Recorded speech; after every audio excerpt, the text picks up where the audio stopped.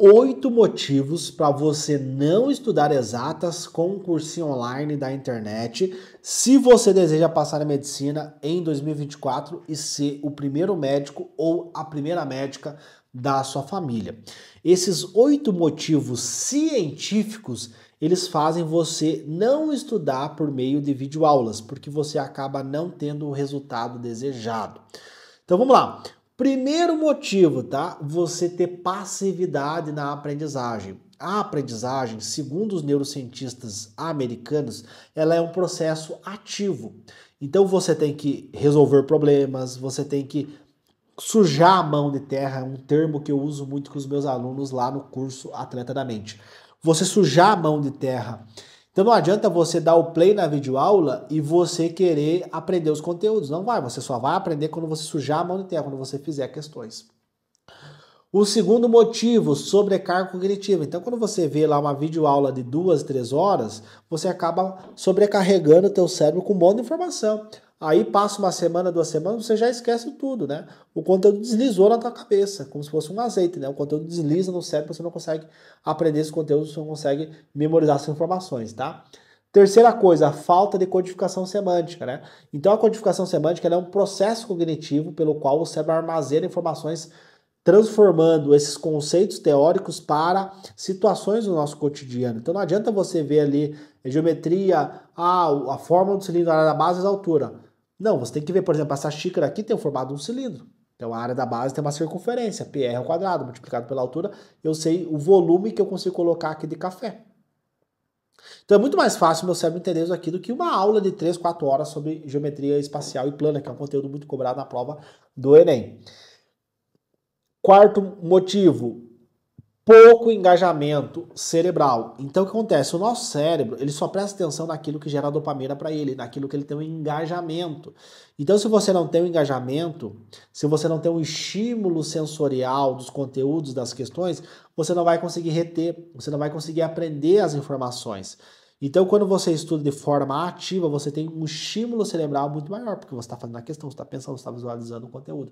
Enquanto tu está na videoaula, tu dá o play, ele fica escutando o professor falar, e você copia e não tem esse aprendizado.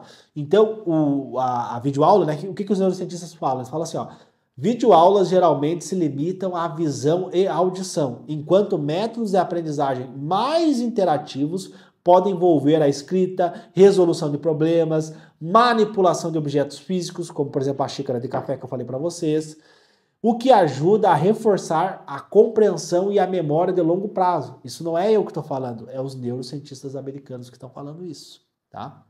Quinto motivo, falta de prática ativa. Então você fica lá 2 horas sobrecarregando teu cérebro com uma informação e depois no final da aula tem 10 questões para te fazer.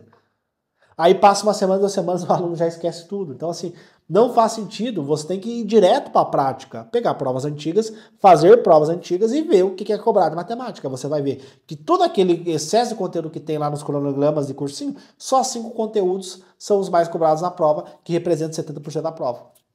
Aí por que tu vai estudar tudo? Estuda só o que cai na prova. RDD, rotina de estudo direcionada, que é aquilo que eu defendo, tá? Sexto, ritmo de estudo. Então, quando você está na videoaula, o que acontece?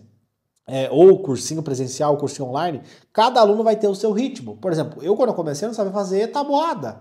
Eu não sabia o básico da matemática, fração, então era grego para mim, né? 1/2, né? Tipo assim, 1/4, eu não sabia fração, fatoração, essas coisas, eu não sabia nada. Então para mim era algo grego. Enquanto que tem pessoas que tinham mais noção que já sabiam isso. Então tem que cada aluno tem que focar naquilo que é uma dificuldade para ele.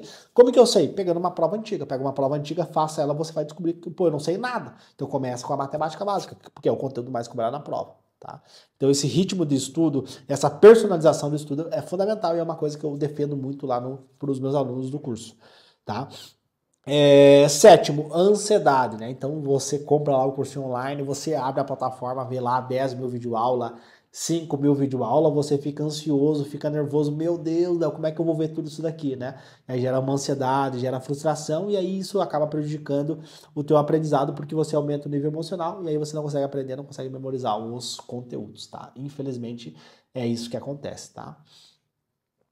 E aí o oitavo, né, motivo é dificuldade de relacionar os conteúdos com o dia a dia do aluno, né? O que a neurociência fala? Ó, a neurociência mostra que a aprendizagem, né, que o aprendizado é mais eficaz quando os alunos podem relacionar novos conceitos com os conhecimentos pré-existentes.